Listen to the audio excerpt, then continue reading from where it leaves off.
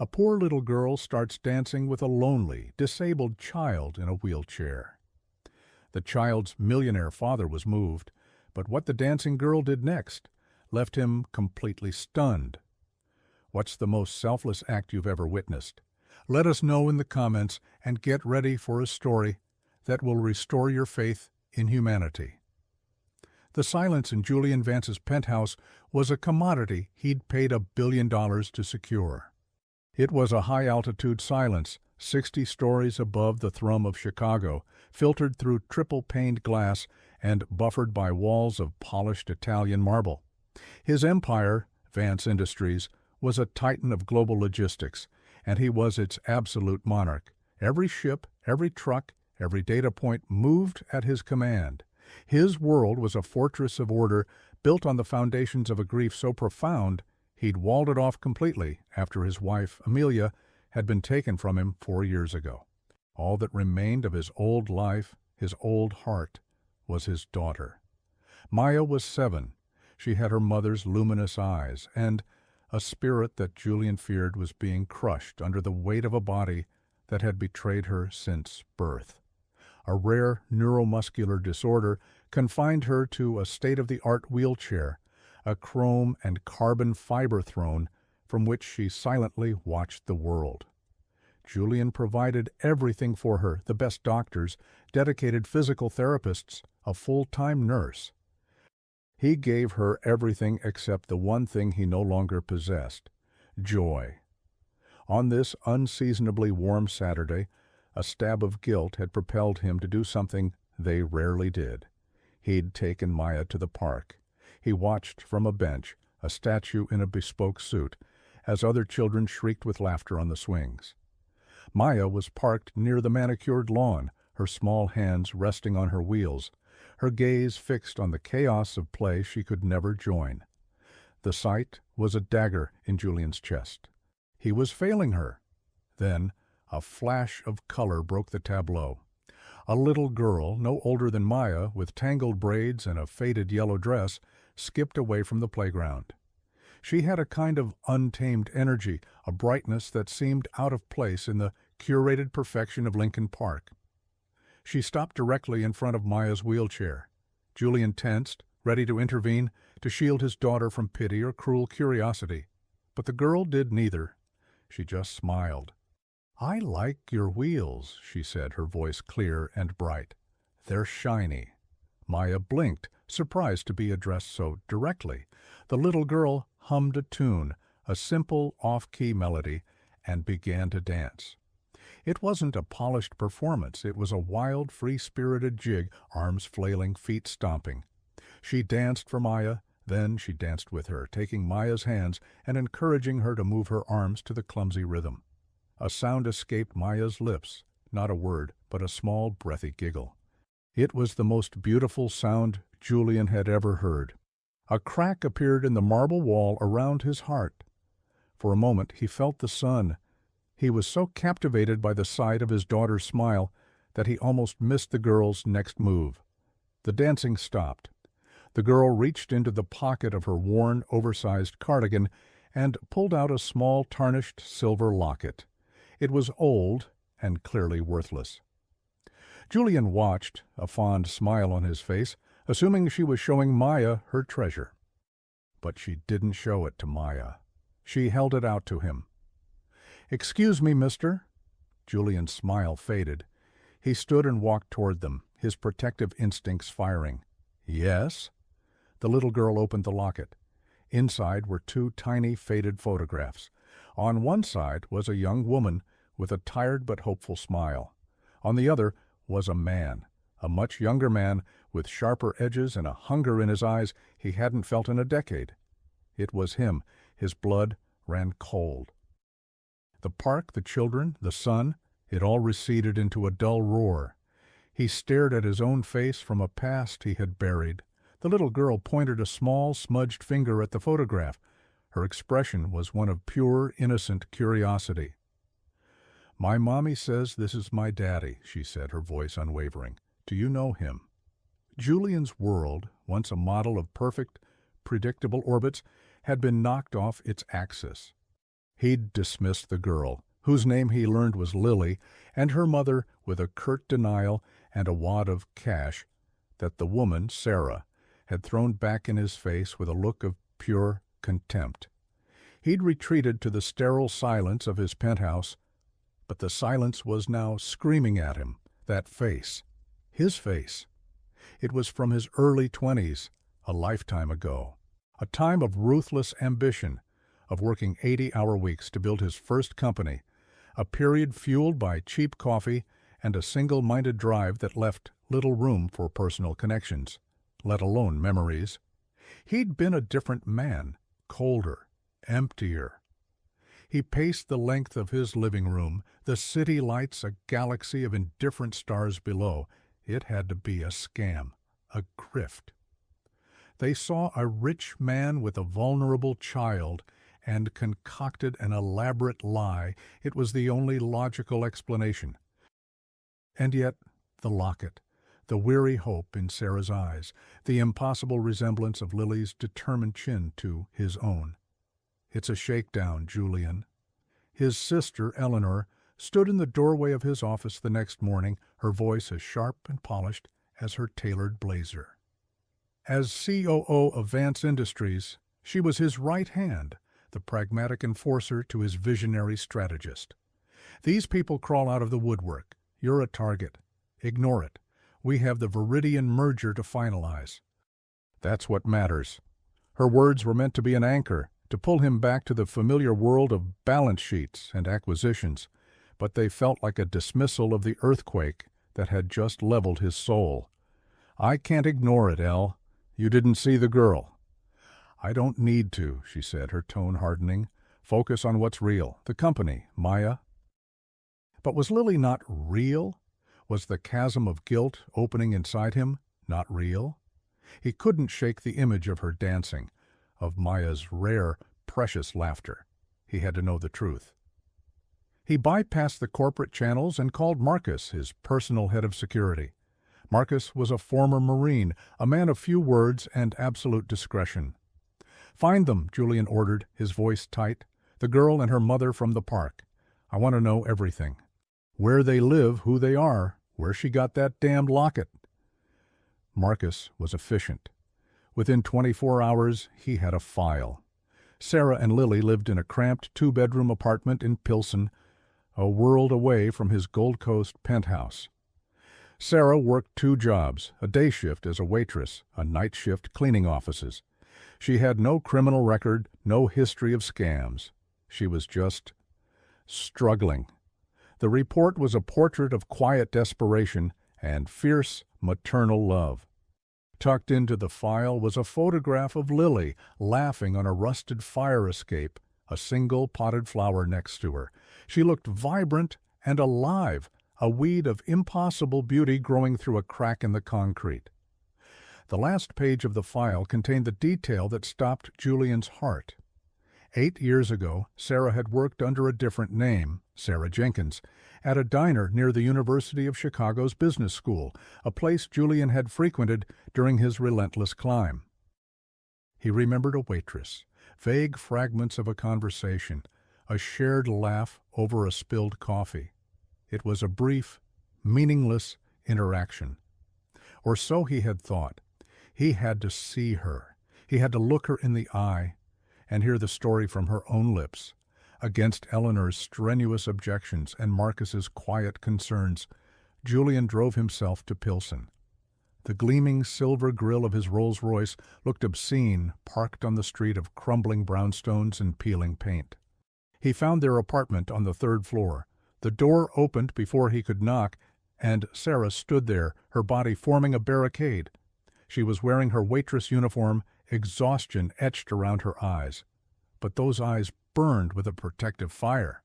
"I told you to stay away from us," she said, her voice low and trembling with anger. "The locket," Julian said, his voice hoarse. "I need to know." "You want to know?" she shot back, a bitter laugh escaping her lips. "You want to know about the 2 months I thought I'd finally met someone who saw me? The 2 months before he disappeared without a word, like I was nothing?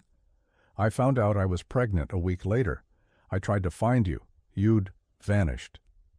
He stared at her, trying to place her in the hazy timeline of his past. Sarah Jenkins. A fleeting warmth in a cold, ambition-fueled existence. He'd left for a startup opportunity in California. He never looked back. He'd never even thought to. The scale of his negligence hit him like a physical blow. A daughter left to struggle while he built an empire. I don't remember, he stammered, the words tasting like ash. It was a weak, pathetic defense. Of course you don't, she said, her voice breaking. People like you never do. Doubt and a horrifying certainty warred within him. I need proof, he said, the words feeling hollow even to him. A DNA test. He saw the flicker of hope in her eyes die, replaced by a profound, weary sadness. She thought he was just trying to escape, to legally disprove her claim. I'll give you anything, he pleaded, desperation creeping into his voice. A settlement. Whatever you want. If it's negative, I'll walk away and you will never see me again. But if it's positive... He couldn't finish. The possibility was too immense. Sarah looked past him through the dingy hallway as if seeing a future she couldn't bear. Then she looked at the closed door to the small bedroom where Lily was likely sleeping. For her daughter, she would endure this final humiliation. Fine, she whispered, her face a mask of stone. Do your test, then get out of our lives for good. The envelope from the lab sat on Julian's obsidian desk like a judgment. It was sealed, impartial, and held the power to either restore his ordered world or shatter it permanently. For 2 days, he hadn't touched it. The Viridian merger documents lay beside it, a billion-dollar deal that now felt trivial, insignificant. His entire life had narrowed to the slip of paper inside that envelope. Eleanor had called him a dozen times. Sign the final papers, Julian. The board is getting nervous about your distraction. His distraction. A little girl with his chin and a laugh that could light up a city. With a hand that trembled slightly, he tore open the envelope. He scanned the jargon, the percentages, the genetic markers, until he found the final damning sentence. The probability of paternity is 99.999%. His world did not shatter. It simply dissolved, replaced by a new reality he had to navigate without a map. He had a second daughter. He had abandoned her. The guilt was a physical weight pressing down on his chest, making it hard to breathe. He thought of Maya, so fragile and protected, and then of Lily, a child of concrete and resilience. He had given one daughter a kingdom and the other nothing. His first move was clumsy, a billionaire's solution to a problem of the heart. He had his lawyers draft a trust, a fortune that would guarantee Lily's future. He sent it to Sarah. She sent it back, torn in half. Appended was a note written in shaky script. She doesn't need your money. She needed a father. The words were a slap. He realized his wealth was not a tool here, it was a barrier. He had to strip himself of his power, of his armor, and approach this not as a CEO, but as a man, as a father. He called Sarah. He didn't command or demand. He asked, "Please, let me see her. Let me try to know her." He suggested they meet at the park, the place where his reality had first fractured. Neutral ground, she agreed, her voice heavy with reluctance. When he arrived with Maya, Lily and Sarah were already there, sitting on the same bench. The tension between the two adults was a chasm. Julian knelt in front of Lily, his expensive suit creasing in the grass. He didn't know what to say. The words, "I'm your father," felt like a lie, a title he hadn't earned. Lily saved him. Her eyes, bright with an innocent wisdom that humbled him, were not on him. They were on Maya. She walked over to the wheelchair, her worn sneakers scuffing the pavement. "Do you want to play a game?" Lily asked. Maya, who usually recoiled from strangers, gave a hesitant nod. Lily began to teach her a hand-clapping game, a complicated rhythm of pats and claps. At first, Maya's movements were stiff, her coordination hampered by her condition. But Lily was patient. She slowed down, guiding Maya's hands, humming the rhythm softly. And then it happened again. A laugh. It started as a small puff of air and grew into a full, genuine peal of delight that echoed across the park. The sound pierced through the layers of Julian's guilt and regret. He looked at Sarah, and for the first time he saw not anger in her eyes, but a flicker of shared, astonished joy. He was watching his daughters. In that moment, a fragile bridge formed across the chasm.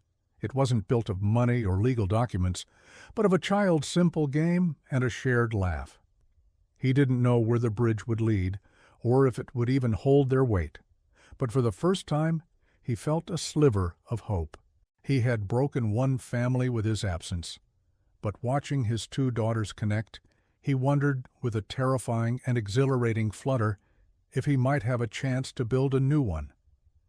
Integrating Lily and Sarah into his life was like trying to merge two separate, hostile universes. He started with small steps. He insisted on paying for a better apartment in a safer neighborhood, an offer Sarah only accepted after he framed it as being for Lily's safety and schooling. He began carving out time in his schedule, trading board meetings for afternoons at the park and awkward, tentative family dinners. Maya was blossoming. Lily's presence was a catalyst, drawing her out of her shell. Lily didn't see the wheelchair, she saw a friend. They developed their own language of shared glances and secret hand games. The sound of their laughter became a regular presence in the sterile halls of the penthouse, breathing life into the marble and glass. But as this new, fragile world began to take shape, a shadow fell over it. The first sign of trouble came from the one person Julian had always trusted implicitly. Eleanor was incensed when she learned the DNA test was positive. She masked her fury behind a veneer of corporate concern. "Julian, you cannot be serious," she'd said, cornering him in his office. "Think of the optics. The Viridian merger is in its final delicate stage." A secret love child appearing out of nowhere? The board will see it as a sign of instability. Your judgment will be questioned. This is a disaster. "She's not a disaster, Eleanor. She's my daughter," Julian said, his voice colder than he intended. The chill between them grew. He saw her watching him, her eyes narrowed with a calculation he didn't understand. He thought it was about the company, about the deal. He was wrong. It was about everything. Then the viper struck. The first attack was a surgical strike to the heart. A notorious gossip blog published an article under a screaming headline, "Billionaire Julian Vance's Secret Love Child Scandal. The gold-digging waitress who hit the jackpot." The story was a masterpiece of character assassination, painting Sarah as a manipulative schemer who had trapped a young, ambitious Julian. It included paparazzi-style photos of their old, run-down apartment, juxtaposed with shots of Julian's penthouse. It was designed to humiliate, to isolate, and to drive a wedge between them. The fallout was immediate. Sarah was devastated. "I knew this would happen," she cried over the phone, her voice thick with shame and anger. "Your world is poison. It's destroying us." Reporters camped outside her new apartment building. They swarmed her on her way to work, shouting questions, their cameras flashing like weapons. Lily was terrified. Julian's rage was a cold, hard thing. This wasn't a random leak. The details were too specific, the narrative too carefully crafted. Someone had fed the blog this story, someone on the inside. He acted swiftly, moving Sarah and Lily into a sprawling, empty guest house on his lakefront estate. It was a gilded cage, meant to protect them, but it felt like a prison. The move put them under his roof, but created a new kind of distance. Sarah was withdrawn and suspicious, convinced he was trying to control her.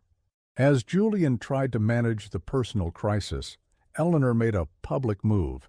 She issued a formal statement on behalf of Vance Industries, expressing the board's unwavering support for Mr. Vance during this challenging private matter. To the world it looked like loyalty. Julian knew it was a power play, a way for her to position herself as the stable hand on the tiller while he was tossed in the storm. He knew then that this was only the beginning. The viper in his nest had tasted blood, and it would not stop until its perceived threat was eliminated. The second attack was far more insidious. It wasn't aimed at his reputation, it was aimed at the very heart of Sarah's world, her right to be a mother. An anonymous complaint was filed with the Department of Children and Family Services. It alleged that Sarah was an unfit parent, citing the recent media frenzy as proof of an unstable and dangerous environment for a child. It accused her of emotional distress and neglect. When the social worker arrived at the guest house, polite but firm, Sarah's composure shattered. This wasn't about money or shame anymore. This was a threat to take her daughter away. The blood drained from her face, replaced by a primal fear Julian had never seen before. His own cold rage solidified into something harder, something lethal. The corporate backstabbing he understood. The media manipulation he could handle. But this was monstrous. To use a child as a weapon, to terrorize a mother with the state's power. This was an act of pure evil, and it was deeply personal. "Marcus," he said into his phone, his voice a low growl, "I want to know who's behind this. The leak to the blog, the DCFS complaint, everything. Use any resource you need. I don't want a theory, I want proof." While Marcus began a deep, covert dive into the digital and financial trails of the attacks, Julian was forced to fight a war on two fronts. Publicly, he engaged a team of the best family law attorneys in the country. Privately, he tried to mend the damage to his fragile, nascent family. The guest house was filled with a suffocating tension. Sarah barely spoke to him, her eyes filled with accusation. How could she not blame him? His world had brought this nightmare to her door. The only light in the suffocating darkness was the bond between his daughters. Lily, though frightened by the upheaval, seemed to instinctively know that her sister needed her. She would spend hours by Maya's side, reading her stories, inventing games they could play in the confines of the house. Maya, in turn, seemed to draw strength from Lily's resilience. Her therapists noted a marked improvement in her mood and responsiveness. One evening, Julian found Lily sitting alone in the living room, staring out at the darkening lake. "Are you okay?" he asked softly. She looked up at him, her young face etched with an adult's worry. "Why is that lady on the phone saying mean things about my mommy?" she asked, her voice small. "My mommy is the best mommy." The simple, powerful truth of her words cut through all the legal strategy and corporate maneuvering. This was what was at stake. A little girl's faith in her mother. A mother's love for her child. 2 days later, Marcus appeared in his study. He looked grim. He placed a single, sealed black folder on the desk. "You were right," Marcus said, his voice flat. "It was an insider." Julian opened the folder. Inside were bank records, encrypted emails, and cell phone logs. The leak to the gossip blog had been paid for by a professional fixer, who had, in turn, been paid from an offshore account. The DCFS complaint had been made from a burner phone, purchased with a credit card linked to a shell corporation. And the sole signatory on both the offshore account and the shell corporation was Eleanor Vance. The proof was irrefutable. His sister. The woman who had helped him build his empire from the ashes of his grief. The woman he had trusted with his company, with his legacy. She had done this. She had tried to destroy Sarah and take Lily away. The betrayal was so absolute, so profound, it stole the air from his lungs. The viper wasn't just in his nest, it was his own blood. The revelation of Eleanor's betrayal left Julian feeling hollowed out, as if the entire foundation of his life had been a lie. He had faced down corporate raiders and hostile takeovers, but this was a wound of a different kind, deep, intimate, and poisoned. He sat in his study for an hour, The evidence spread across his desk, the silence of the penthouse once again a suffocating weight. He called her. "My office. Now." When Eleanor arrived, she was the picture of corporate composure, her face set in a look of feigned concern. "Julian, I've been trying to reach you. The final merger presentation is tomorrow. The board is expecting—" He didn't let her finish. He simply turned the folder on his desk toward her. She glanced down. Her mask didn't slip, but a flicker of something cold and hard passed through her eyes. She saw the bank records, the Shell Corporation documents. She knew she was caught.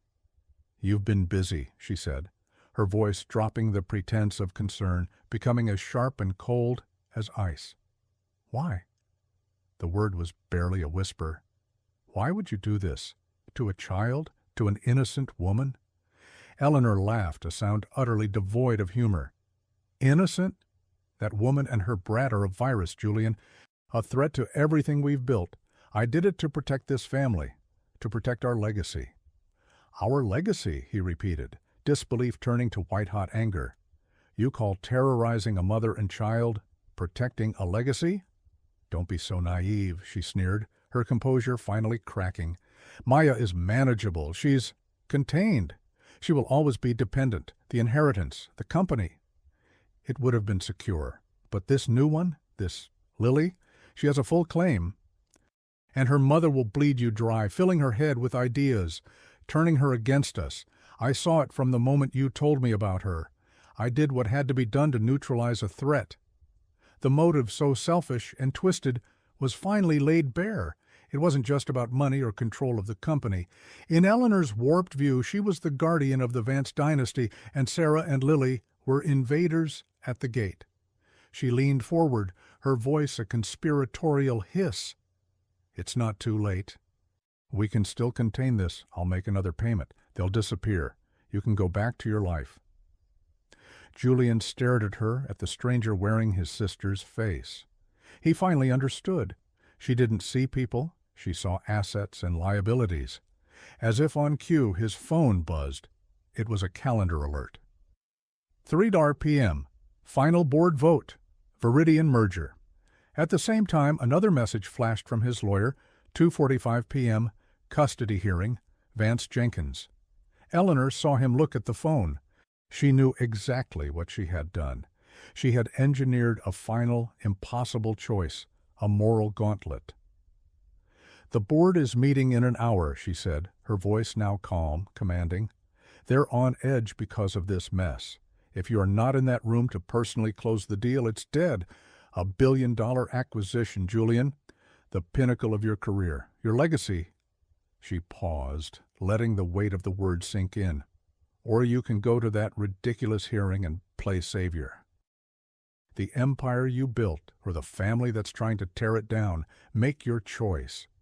She turned and walked out, leaving him alone in the silence with two futures warring for his soul.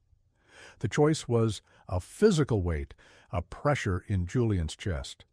On one side lay the Viridian deal, the culmination of a decade of ruthless ambition, the deal that would cement his name in the annals of business history. It was the man he had been.